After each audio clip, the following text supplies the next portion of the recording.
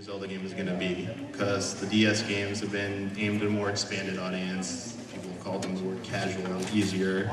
But this game, Anima said that this game is meant for is not for the expanded audience, this is for the Zelda fan. This game is for Zelda fans.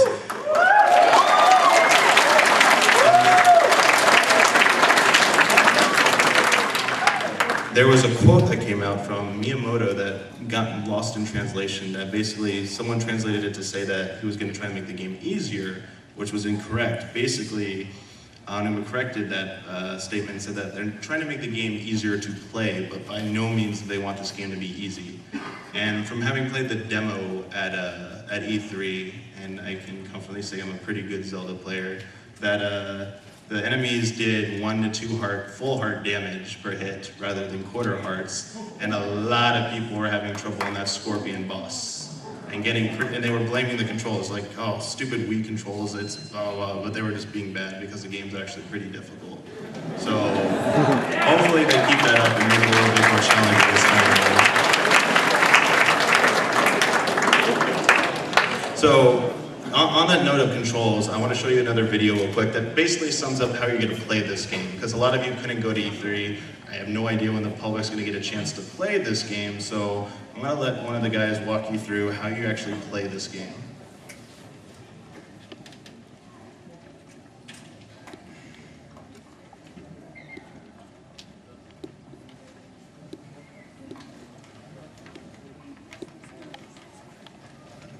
Dim the lights, please.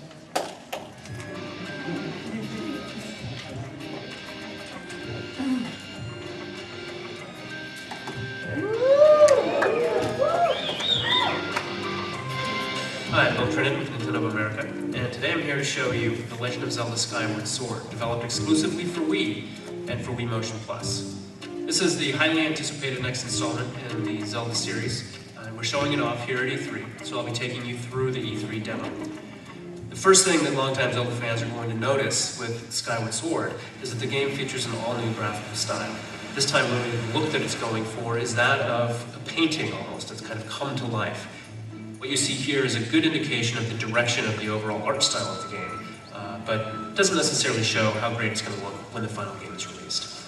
So what this game does is it synchronizes your movements with Link's, using Wii Motion Plus and the nunchuck.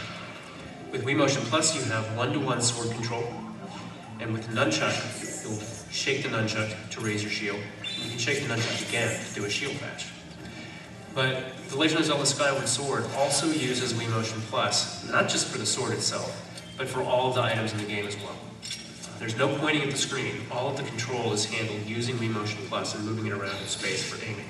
It feels really intuitive and very, very natural. The best thing too is you're able to switch items on the fly, again using that Wii Motion Plus control.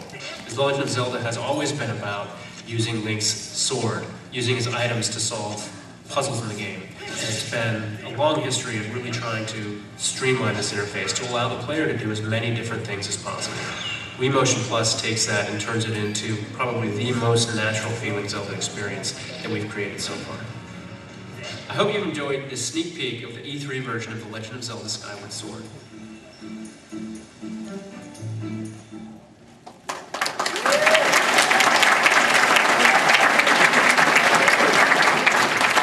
Oh, I'm sorry, I'm going to show another video, so I want you to run back and forth. Okay, so I'm going to actually show you a video that is a brief walkthrough of the actual demo that we got to play at E3. So you can actually get a better look at some of the environments, some of the enemies, and how it looks. So.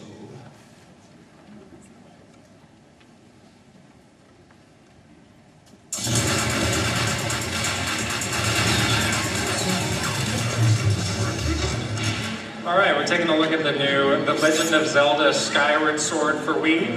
We just announced this morning. We've got it here on the show floor at E3. I'm going to give you a bit of a demo, taste of what we've got here on the show floor. So this game utilizes the Wii Motion Plus accessory to really give a sort of a one-to-one representation of everything the player's doing. So you can actually see as I move my hand around, it's perfectly mimic on screen. If I hold it still, I can give it a charge here. Now these enemies that you see here sort of give it a perfect representation of some of the strategic implications of this new control scheme. Their mouth is opened horizontally, so you can see if I attack them vertically, it's not going to do anything. So what I need to do is do a horizontal swipe when they open their mouth to finish them off. Same goes for this guy, he's vertical swipes. So it's adding a whole nother level of depth and accuracy to the game's motion controls. If I hold down the A button, Link can dash, and I can roll if I flick the nunchuck. Also, if I'm just in a standing pose, I can flick the nunchuck to raise my steel and take a defensive stance. I can push it forward again to parry.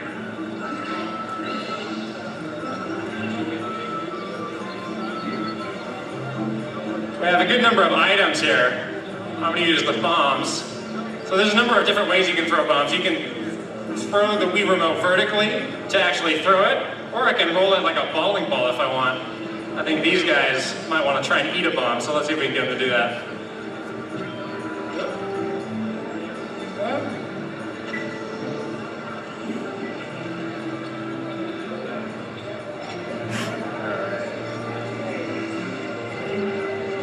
There we go.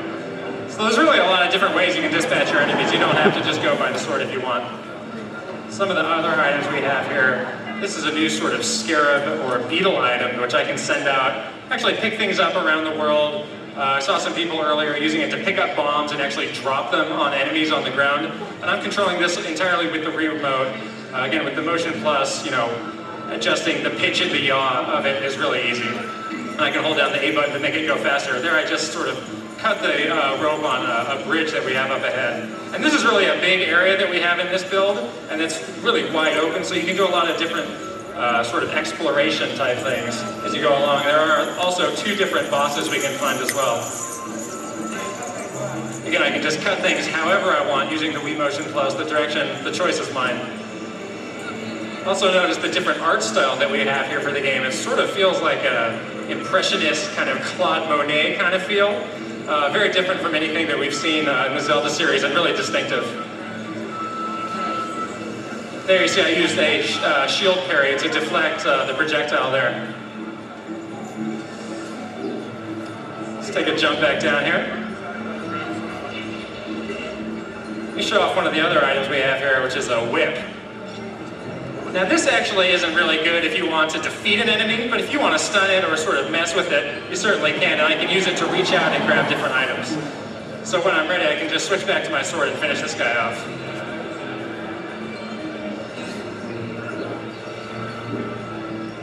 And if I hold my sword still, I can sort of charge it up and do a bit of a projectile attack here. This guy doesn't see me. Let's see if we can do it. There we go.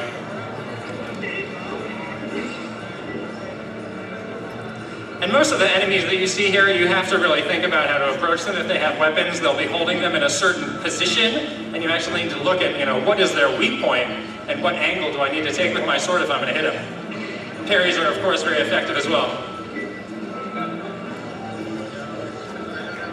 Using the plus button brings up my map. See here, this is the full area, pretty big.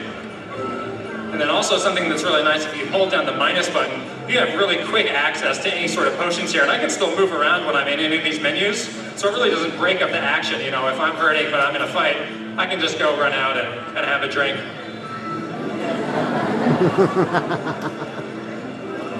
Here's a different kind of enemy. I'm going to split in a few different ways here.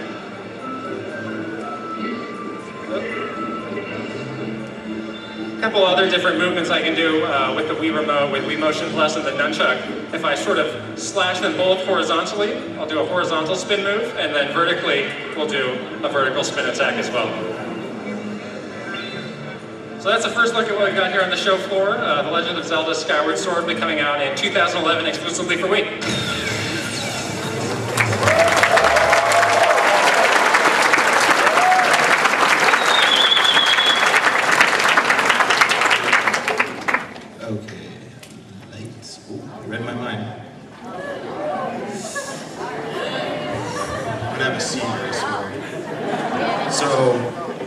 Some other information that came out of a roundtable panel discussion with the creators is Well, one of the concerns of the previous Zelda games has been the quality of the music. I mean, obviously Zelda has really, really good music, but it hasn't quite been up to par with some of the other games in terms of the samples they use and how they produce it. And I don't know how many of you played Super Mario Galaxy and Galaxy 2, but the music in that game is sort of